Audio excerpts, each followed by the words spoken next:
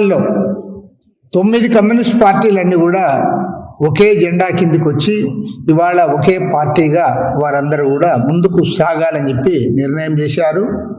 కమ్యూనిస్టుల ఐక్యత కావాలని ఆ దేశంలో ఉన్న కష్టజీవులైన ప్రజలు, వామపక్ష మేధావులు, కమ్యూనిస్ట్ పార్టీల కార్యకర్తలు, నాయకులు అందరూ కూడా వారు కోరుకుంటా ఉన్నారు. కాబట్టి అది ఆ దేశంలో జరిగింది. మన భారతదేశంలో కూడా ఇవాళ కోట్లాది మంది కష్టజీవులు దాన్ని ఆకాంక్షిస్తూ ఉన్నారు. ఈ దేశంలో ఉన్న వామపక్ష మేధావులు, అనేక మంది సుదీర్ఘ చరిత్ర కలిగిన కమ్యూనిస్టు నాయకులందరూ కూడా ఇవాళ కమ్యూనిస్టు ఉద్యమం అంతా కూడా పునరేకీకరణ జరగాలని కోరుకుంటా ఉన్నారు. భారత కమ్యూనిస్ట్ పార్టీగా మేము పాండిచ్చేరి మహాసభ నుంచి కూడా చాలా స్పష్టమైన వైఖరితో మేము అన్ని కమ్యూనిస్ట్ పార్టీలకు కూడా విజ్ఞప్తి చేస్తూ ఉన్నాం. భారతదేశంలో ఇవాళ 100 సంవత్సరాల చరిత్ర ఉంది కమ్యూనిస్ట్ ఉద్యమానికి. 100 years. రేపు డిసెంబర్ 26వ తేదీ నాడు లక్షలాది మందితో ఖమ్మంలో భారీ ఎత్తున ర్యాలీ కూడా జరుపుకోతా ఉన్నాం. శతవార్షికోత్సవాలు ఘనంగా జరుపుకోబోతా ఉన్నాం. మరి ఈ 100 సంవత్సరాల కాలంలో అనేక పోరాటాలు చేశాం. సాయుధ పోరాటాల్లో కూడా పాల్గొన్నాం. అనేక పోరాటాలు చేసి వేలాది మంది కమ్యూనిస్టులు రక్తతర్పణం గావించారు. లక్షలాది ఎకరాలు భూములు పంపిణీ చేశారు. కోట్లాది మంది కార్మికుల తరఫున, శ్రామిక జనం తరఫున వారి హక్కుల కొరకు పోరాటాలు చేశారు.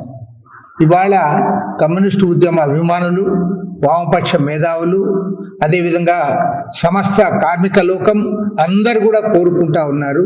కమ్యూనిస్టులు అందరూ కూడా ఏకం కావాలని కోరుకుంటా ఉన్నారు. నేపాల్లో ఎట్లయితే కమ్యూనిస్టులు అందరూ ఏకమయ్యారు, మన భారతదేశంలో కూడా కమ్యూనిస్టు పార్టీలన్నీ కూడా నక్సలైట్లు మొదలుకొని సిపిఐ వరకు అన్ని ఎర్ర జెండా పార్టీలన్నీ కూడా ఒకే వేదికపైకి రావాలని చెప్పి కూడా కోరుకుంటా ఉన్నాం.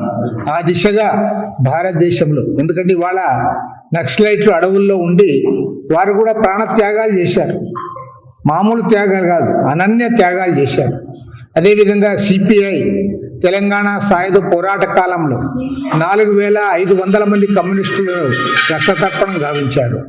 పున్నప్ర వాయిలార్ పోరాటంలో ఆనాడు 560 మంది కమ్యూనిస్టులు ప్రాణత్యాగం చేశారు. దేశవ్యాప్తంగా అనేక ఉద్యమాల్లో పాల్గొని కమ్యూనిస్టులు ఎనలేని త్యాగాలు చేశారు. 100 సంవత్సరాలైనా సరే భారతదేశంలో అధికారానికి కాదు కదా, కనీసం ఒక ప్రధానమైన పార్టీగా కూడా లేకుండా పోవడానికి కమ్యూనిస్ట్ పార్టీ చీలికే ప్రధానమైన కారణం. కాబట్టి కమ్యూనిస్టు ఉద్యమ పునరేకీకరణ జరగాలి. ఆ దిశగా కమ్యూనిస్ట్ నాయకులందరూ కూడా ఆలోచించాలి. ఇవాళ నేపాల్లో జరిగిన శుభ పరిణామాలను మనమందరం కూడా పరిశీలించి, ఎందుకంటే నేపాల్లో ఇవాళ కమ్యూనిస్ట్ నాయకులుగా ఉన్నటువంటి ప్రచండ గారు, అదేవిధంగా మా నేపాలి మాధవన్ గారు, వారందరూ, మాధవ్ నేపాల్ ఆయన పేరు, వారందరూ కూడా మన ఇండియాలో చదువుకున్న వాళ్ళే. వాళ్ళు పైగా మన సీతారాం యేచూరి గారు, డి రాజా గారు, వీరందరితో సత్సంబంధాలు కలిగిన వాళ్ళు. అనేక సందర్భాల్లో వీళ్ళతో వారు సలహాలు కూడా తీసుకున్నారు. కాబట్టి వీళ్ళతో సలహాలు పొందిన నాయకులు వారు అక్కడందరూ కూడా కమ్యూనిస్టులందరూ కూడా ఏకమైతా ఉన్నారు. 9 కమ్యూనిస్ట్ పార్టీలు వారందరూ కూడా ఏకమయ్యారు.